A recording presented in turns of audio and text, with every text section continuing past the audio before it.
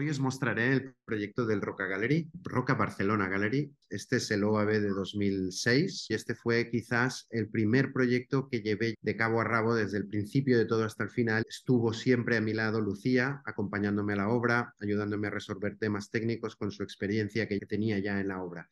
Y luego Carlos estaba allí, estaba detrás. También estaba Xavi Martí, pero Xavi estaba en otros proyectos como el Frente Marítimo de Benidorm y el edificio de MediaPro y la Casa AA, y yo estaba llevando este con la ayuda de Lucía. Yo creo que este es un buen ejemplo de un proyecto desarrollado intergeneracionalmente, ¿no? Con tres generaciones distintas, mi hermana más cercana a la mía, pero ya una arquitecta experta en obra, que conoce los intríngulis de resolver temas en la misma obra y resolverlos con la constructora y con los industriales. Y luego mi padre, pues ayudando allí, dando consejos y sobre todo previniéndonos de que no tomáramos alguna decisión equivocada. Aquí veis un mapa de ubicación. Nos situamos en la avenida Diagonal, pero en una calle de atrás, en Joan Way con calle Europa, detrás del Corte Inglés de Diagonal. Para aquellos que son de Barcelona, es un lugar bastante fácil de reconocer.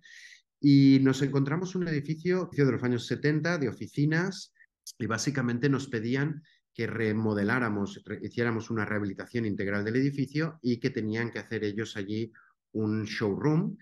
Una de las cosas más interesantes de este proyecto fue el iniciar desde el primer día un diálogo muy abierto en la definición del programa de este edificio y el poder desarrollar algo innovador. Ellos sabían que querían hacer algo, tenían esta idea de crear un showroom, que habían visto otros edificios como la tienda de Prada de Tokio, un edificio en los Campos Elíseos para la sede de la marca Peugeot, y sobre todo el Apple Store de Nueva York. Era ese momento en el que las grandes corporaciones se querían, digamos, abrir a la sociedad y mediante la arquitectura. Por lo tanto, tenía que ser un edificio, ya nos dimos cuenta muy rápido, un edificio abierto al público, un edificio casi entre un museo, pero no es una tienda, pero es un lugar social para poder llevar a cabo tal. Y sobre todo, es un edificio marca, es un edificio que transmite los valores de la empresa. Planteamos un programa en el que la planta baja era una especie de museo, en el que había unas pantallas digitales que tú podías entrar y podías informarte. En cada pantalla estaban los valores de la empresa divididos por temas: la sostenibilidad, el diseño, la innovación tecnológica, la historia de Roca. Arriba, en la planta de arriba, íbamos a ubicar el producto, pero lo que hicimos fue seleccionar. Les dijimos, vamos a enseñar vuestro producto como si fueran joyas. Es hacer un homenaje al producto, a la historia, a lo que hay detrás, ¿no? Entonces habían modelos de Moneo, de Chipperfield y alguno diseñado por Carlos, algún inodoro y algún lavamanos. Y de ahí pasamos a explicar el reto tecnológico que fue el proyecto. El proyecto, dos motivos por los cuales llegamos a esta fachada. Era un edificio abierto al público que tenía que invitar a entrar, que fuera semitransparente, pero que no pudieras llegar a ver qué sucede exactamente en el interior, sino que pudieras verlo, pero no ver lo suficiente para que tuvieras que entrar a verlo.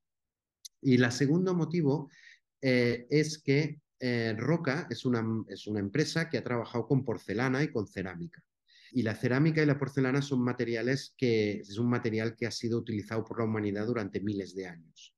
Entonces pensábamos, hombre, qué curioso, ¿no? Una empresa que a día de hoy sigue innovando con un material que lleva miles de años siendo manipulado por el hombre.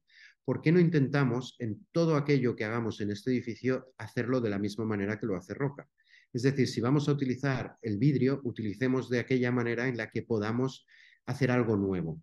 ¿De acuerdo? Entonces, el reto principal fue la fachada. La fachada, el primer consejo que me dio Carlos es: para hacer esta fachada que quieres hacer, que son vidrios puestos uno al lado del otro. Yo dije de ponerlos así, pero rápidamente él me dijo no, ponlos en vertical, lo cual era mucho más lógico y daba muchos menos problemas, etcétera. Y finalmente, pues pasamos a vertical, pero me dijo, hay que rodearse de los mejores y de trabajar con la industria. Fuimos a ver a Cricursa, una empresa en el Vallès, a 20 kilómetros o 30 kilómetros del centro de la capital. Tiene una fábrica. Cricursa, una empresa que precisamente había hecho el Prada Shop de Tokio. O sea, indudablemente tenían un recorrido de ser uno de los mejores fabricantes y productores de vidrio del mundo, ¿no? Entonces, eso nos dio mucha tranquilidad. También la figura Talleres Inox y Narciso Poza, pues con sus conocimientos, que había hecho la cúpula del Museo Dalí, había trabajado en el aeropuerto de Barcelona, etcétera. O sea, un industrial del mundo de la metalistería con una experiencia brutal. Con ese equipo técnico desarrollamos todos los prototipos. Aquí veis imágenes de obra, veis cómo colocábamos el vidrio y tal. Veis que hay unos agujeritos que están puestos al bies. Se fueron yendo tomando decisiones que liderábamos el equipo de arquitectura, pero siempre con sugerencias, ayuda. El cliente, Xavier Torras y el señor Munar y incluso el señor Roca, el antiguo CEO de Roca en aquel momento, entendieron muy rápidamente que estábamos desarrollando un Fórmula 1 y estuvieron acompañándonos en todo el proceso para que, sobre todo, controlar costes y tal, pero dejándonos esa libertad y apoyándonos y estando detrás, informados en todo momento, y se restableció una relación cliente-arquitecto que ya os decía que era uno de mis primeros proyectos, pues he aprendido mucho de aquellas lecciones. Entonces, en aquel proceso fuimos descubriendo cosas, ¿no? Hicimos prototipos, me acuerdo que eran los primeros móviles Apple que tenían un LED, que podías meter el LED en el vidrio, entonces hacíamos las primeras pruebas fue comprar varios vidrios y meter el LED y a ver, y entonces se produce una cosa muy interesante que la luz se queda cautiva dentro del vidrio, empieza a rebotar, entonces aquello era mágico, ¿no? Entonces, si aquello se nos ocurrió hacerlo controlado por un controlador de ordenador que controla las diferentes luces y estas luces son LEDs y son dimerizables, se crea un efecto óptico por la noche. Aquí veis un prototipo pequeño, este ya era uno de los últimos prototipos a la izquierda de estas tres imágenes, en las que se ve el LED ya, y aquí podíamos hacer dimerizarlo, subirlo de intensidad, bajarlo, con lo cual por la noche creaba un efecto óptico interesante que era como agua, ¿no? Era, el edificio pasaba de ser pétreo a ser líquido. Y luego todos los elementos, aquí veis elementos ya en obra y estas ventosas que inventó el señor Poza, porque cómo coges el vidrio cuando lo tienes que coger por su cara en la que tienes todos los vidrios pegados. Bueno, las piezas, el centro de cualquier vidrio que encontremos en el mundo, cualquier vidrio fabricado, nos encontraremos que en el centro es unas micras más delgado y en los extremos es unas micras más gruesos. Eso no tiene ni la menor importancia, efectos de transmisión calórica, etcétera.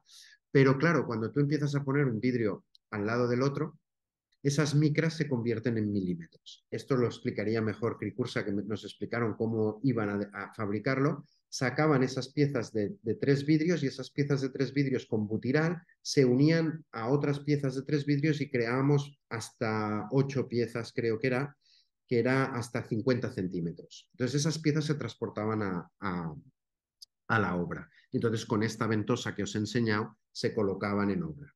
Este proceso lo que hace es que el vidrio se deforma y crea esta concavidad o convexidad.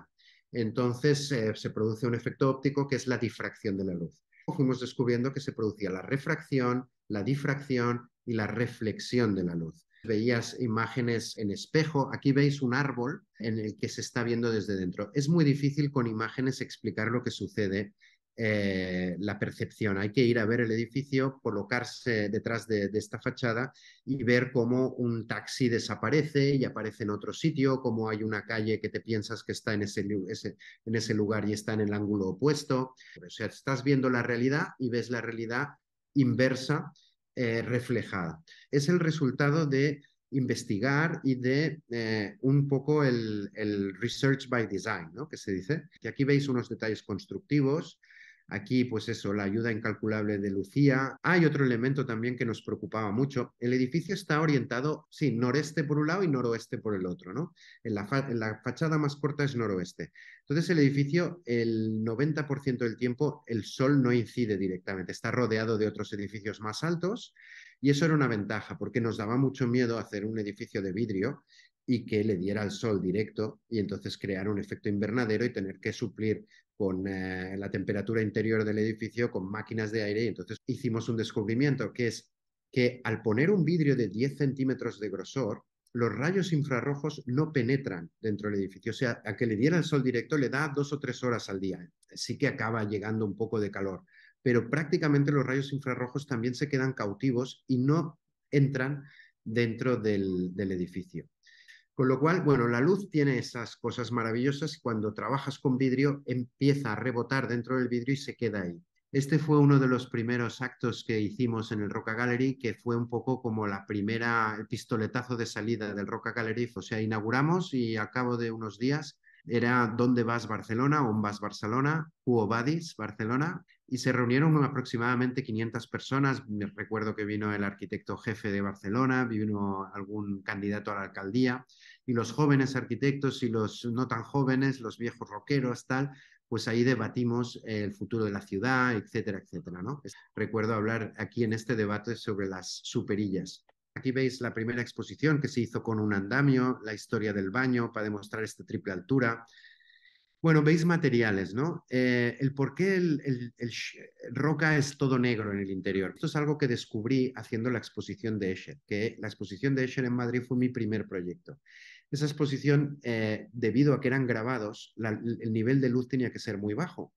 Entonces me di cuenta allí que la gente cuando entra en un lugar oscuro, debe ser algo biológico de la cueva, rápidamente baja el volumen y se convierte en un espacio de calma.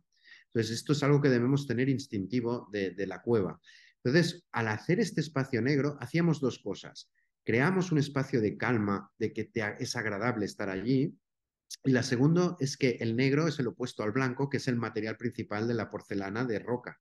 Entonces, el producto, aquí veis unos baños y veis que son blancos. Entonces, el negro yo creo que era una muy buena opción para dar protagonismo. Es decir, en vez de, es por ausencia, ¿no? A veces lo que hay que hacer, hay que eliminar elementos, partidas, eliminar todo lo que sea que sobre, ¿no? Entonces, por eso nos encontramos en el Rockabilly un espacio de lujo, porque la idea de tener un espacio de materiales nobles. Luego, otro problema es que esta fachada valía mucho dinero, e incluso el falso techo, que es de acero inoxidable, Euroslot, también era un producto nuevo que se había utilizado, pues tiene un precio caro. Entonces, empezamos a ver que teníamos que rebajar. Y luego otra cosa que nos preocupaba mucho es que si estábamos metiendo mucho estábamos haciendo revestimientos metálicos, estábamos haciendo la fachada de vidrio, la acústica nos preocupaba mucho. Y entonces tuvimos una idea ya casi durante la obra, porque casi duró tanto el proyecto como la obra. El proyecto duró 6 meses y la obra 8 meses, ¿no?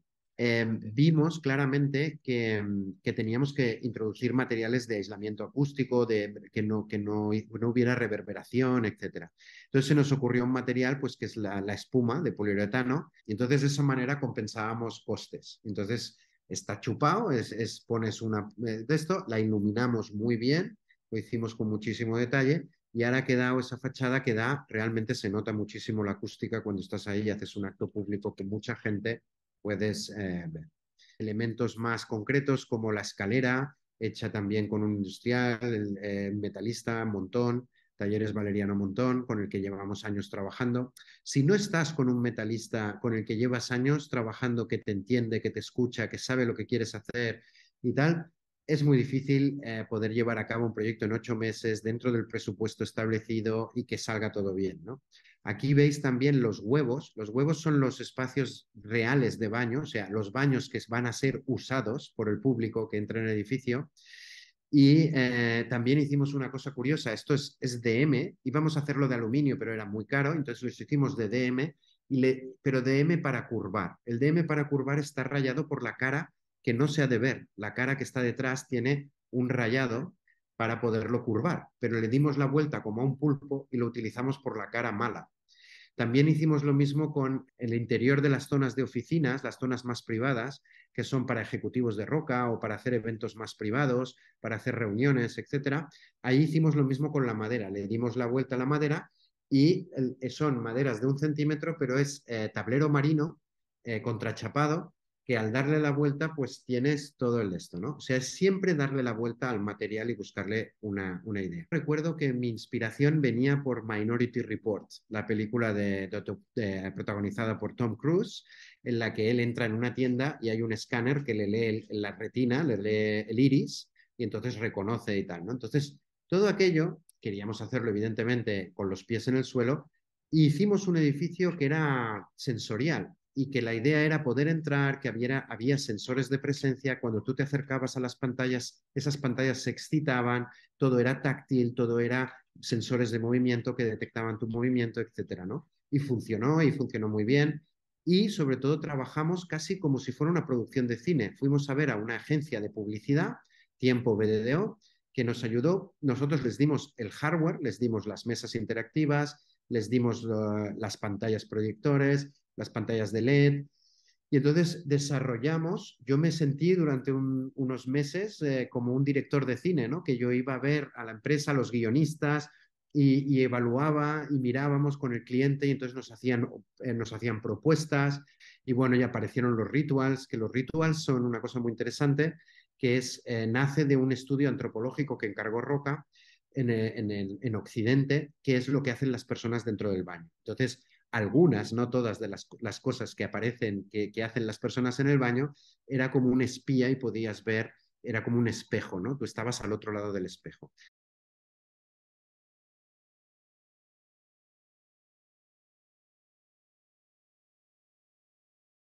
Entonces, me gustaría acabar un poco haciendo una reflexión. En el despacho, estos temas que ya se tocaban entonces de una forma pues un poco intuitiva y tal, pues por ejemplo la industrialización, la sostenibilidad y la digitalización son procesos que ya tenemos y que empezaron con el Roca Gallery y siguen ahí, ¿no? Luego tenemos también los instrumentos. Si hubiéramos tenido quizá la herramienta del BIM, del Revit, si hubiéramos podido desarrollar con impresora 3D. Todo aquello no existía en el 2008, ¿no? Trabajar con la realidad virtual. Sí que hacíamos renders y ya trabajamos con ordenador en 3D, utilizábamos el Rhino y lo hicimos todo en 3D y tal, pero quizás estas herramientas, o la pregunta que me hago es, quizás no, quizás había cosas que no era necesario complicarlas tanto, ¿no? Pero bueno, soy más del ámbito de que la tecnología, si se usa bien, siempre ayuda, ¿no? Entonces, sí, esa es la pregunta y eso es lo que quería mostrar. Yo creo que aquí se cumple una condición que es indispensable en el éxito de un proyecto, que es la relación cliente-arquitecto y la implicación de los equipos industriales, de los fabricantes, del constructor, que fue MT, la implicación de todos los actores que forman parte de este proyecto, que saben que están metidos en una especie de Fórmula 1 y que aquí no basta con cumplir y cumplir el contrato, sino que hay que poner energía, poner ilusión y poner sobre todo neuronas a trabajar en equipo.